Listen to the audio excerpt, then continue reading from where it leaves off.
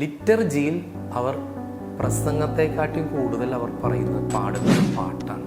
Jackson നിനക്ക് പറയാൻ എളുപ്പമാണ്, പക്ഷേ ഇടവകയിൽ കൊയറിനെ ഡീല് ചെയ്യണത് ഒത്തിരി ബുദ്ധിമുട്ടാണ്. അടുത്ത ചോദ്യം ഇതാണ്: സെമിനാരി ഫോർമേഷനിൽ ലിറ്റർജിക്കൽ മ്യൂസിക്കിനുള്ള ഇമ്പോർട്ടൻസ്. നമ്മുടെ ഇന്ന് ഡീൽ ചെയ്യുന്ന ചോദ്യം വളരെ രസകരമായ ഒരു ചോദ്യമാണ്. സെമിനാരി ഫോർമേഷനിൽ ലിറ്റർജിക്കൽ മ്യൂസിക്കിനുള്ള ഇമ്പോർട്ടൻസിനെ കുറിച്ചാണ്. നമ്മുടെ ഇടവകയിലെ നമ്മെ നയിക്കുന്ന പാസ്റ്റർമാരായ അച്ഛന്മാരെല്ലാവരും സെമിനാരി ഫോർമേഷനിലൂടെ കടന്നു വന്നേക്കുന്നവരാണ്. അതുകൊണ്ട് തന്നെയായിരിക്കാം ഒരു ഇടവകയിലെ ലിറ്റർജിക്കൽ മ്യൂസിക്കിനെ കണ്ടക്ട് ചെയ്യുന്ന അച്ഛൻ ലിറ്റർജിക്കൽ മ്യൂസിക്കിനെ കുറിച്ച് ധാരണയുള്ള ആളായിരിക്കണം എന്ന് ചിന്തിച്ചത് കൊണ്ടായിരിക്കാം ഒരുപക്ഷെ സത്യദീപം ഈ ചോദ്യം മുമ്പിലേക്ക് ഫോർവേഡ് ചെയ്തത്. സെമിനാരി ഫോർമേഷനിൽ ലിറ്റർജിക്കൽ മ്യൂസിക്കിൻ്റെ ഇമ്പോർട്ടൻസ് എന്താണ്? ഞാൻ എൻ്റെ മ്യൂസിക് വാസനയും മ്യൂസിക്കിലുള്ള ഇഷ്ടമൊക്കെ അതിനുള്ള സ്നേഹവും മ്യൂസിക്കിനോടുള്ള പ്രണയവും എല്ലാം വളർത്തിയത് എൻ്റെ യൗവനകാലം 11 വർഷം ചെലവിട്ട സെമിനാരിയിലാണ്. ഇന്ന് ഞാൻ ഓസ്ട്രേലിയയിലെ വിയന്നയിൽ മ്യൂസിക്കിൽ ഞാൻ പഠിക്കുമ്പോഴും ഒക്കെ സെമിനാരിയിൽ മ്യൂസിക്കിൽ പഠിച്ചതിൻ്റെ അപ്പുറത്തൊന്നും വേറെ പഠിക്കണതായിട്ട് എനിക്ക് തോന്നുന്നില്ല. കാരണം ജീവിതത്തിലൊരു പ്രധാനപ്പെട്ട ഭാഗം ചിലവിട്ടത് സെമിനാരിയിലാണ്.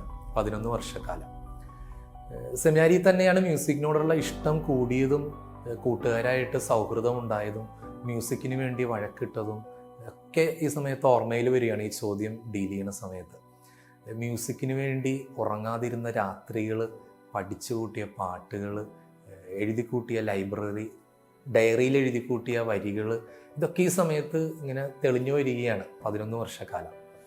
ഓക്കെ, ഇനി നേരെ ചോദ്യത്തിലോട്ട് വരികയാണ്. സെമിനാരി ഫോർമേഷനിൽ ലിറ്റർജിക്കൽ മ്യൂസിക്കിൻ്റെ ഇമ്പോർട്ടൻസ് എന്താണ്? എനിക്കൊന്ന് ഒത്തിരിയേറെ ഇമ്പോർട്ടൻസ് ഉണ്ട്. എൻ്റെ ഫസ്റ്റ് സ്റ്റേറ്റ്മെൻറ്റ് ഇതാണ്, എൻ്റെ പേഴ്സണൽ സ്റ്റേറ്റ്മെൻറ്റാണ്. ഒരു പ്രീസ്റ്റ് അദ്ദേഹത്തിൻ്റെ ഒരാഴ്ചയിലെ അദ്ദേഹത്തിൻ്റെ ഡ്യൂട്ടി എടുത്ത് നോക്കിയാൽ നമുക്കറിയാം, ഒരു പ്രീസ്റ്റ് 24/7 പള്ളിയിൽ അവൈലബിൾ ആയിട്ടുള്ള ആളാണ്.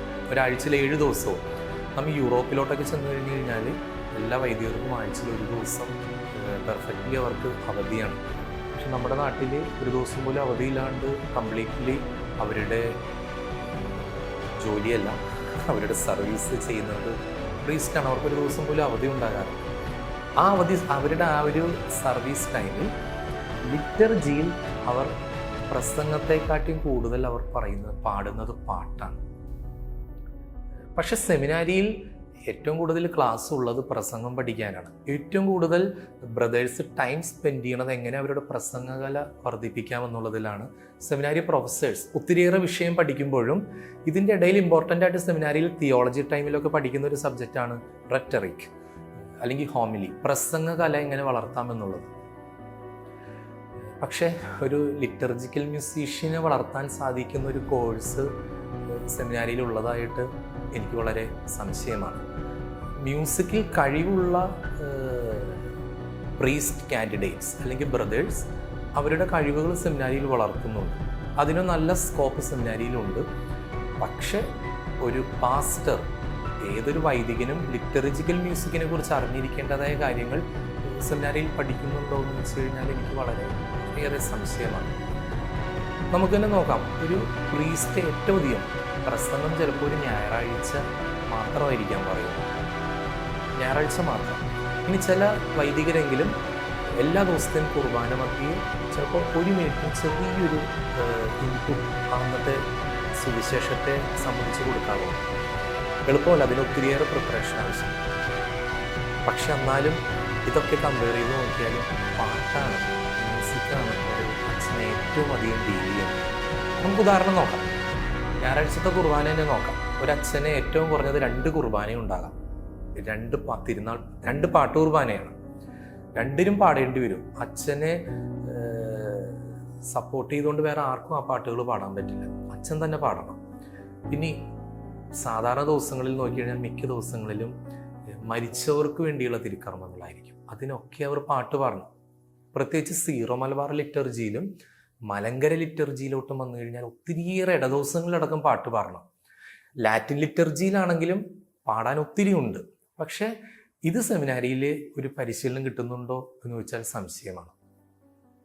അത് എന്നുള്ളൊരു പരിശീലനം കൊടുക്കണം എന്നാണ് എൻ്റെ ഒരു പേഴ്സണൽ അഭിപ്രായം. ഇനി എനിക്ക് മറ്റൊരു കാഴ്ചപ്പാടുകൂടി എനിക്കുള്ളത്, ഒരിടവകയെക്കുറിച്ച് പലപ്പോഴും അച്ഛന്മാർ, എൻ്റെ കൂട്ടുകാരച്ഛന്മാരും, പ്രത്യേകിച്ച് സത്യവത്തിൻ്റെ ഈ ഒരു ഓൺലൈൻ പ്ലാറ്റ്ഫോമിൽ ഞാൻ ഇതിനു മുമ്പ് ഒരു 3-4 വീഡിയോ ചെയ്തപ്പോൾ തന്നെ ഒത്തിരിയേറെ അച്ഛന്മാർ എന്നോട് ഫോൺ ചെയ്തു. എന്നോട് പറഞ്ഞു, ജാക്സൺ നിനക്ക് പറയാൻ എളുപ്പമാണ്, പക്ഷേ ഇടവകയിൽ കൊയറിനെ ഡീല് ചെയ്യണത് ഒത്തിരി ബുദ്ധിമുട്ടാണ്. ഞങ്ങളുടെ അച്ഛന്മാരുടെ വാട്സപ്പ് ഗ്രൂപ്പിലൊക്കെ ഈ ഒരു വിഷയം സത്യവത്തിൽ എഴുതിയപ്പോൾ മുതൽ അച്ഛന്മാരെന്നെ താഴെ പലരും എഴുതി, ഇടവകയിൽ വന്ന് കൊയറിനെ നോക്കുമ്പോഴറിയാം ഇതിൻ്റെ ബുദ്ധിമുട്ടാണ്, സത്യമാണ്. പക്ഷേ ഒരു കൊയറിനെ എങ്ങനെ ഡീല് ചെയ്യണം എന്ന് ഒരു പ്രീസ്റ്റ് പഠിച്ചിരിക്കണം. അത് പഠിക്കേണ്ടതാണ്. അത് എനിക്കത് പറ്റില്ല എന്ന് പറഞ്ഞ് ഒഴിവാക്കേണ്ടതല്ല. നമ്മുടെ ഇടവകയിലെ ലിറ്റർജിയിൽ ഏറ്റവും ഇമ്പോർട്ടൻ്റ് ആയിട്ടുള്ള ഒരു മേഖലയാണ് ലിറ്റർജിക്കൽ മ്യൂസിക്. അതുകൊണ്ടൊരു പാസ്റ്ററായിട്ട് വരുന്ന ഒരു പ്രീസ്റ്റ് ഈ ലിറ്റർജിക്കൽ മ്യൂസീഷ്യൻസിനെ എങ്ങനെ ഡീല് ചെയ്യണം എന്ന് പഠിക്കേണ്ടതാണ്. ഇത് പഠിക്കേണ്ട ഒരു പ്രധാനപ്പെട്ട സ്ഥലം സെമിനാരിയാണ്.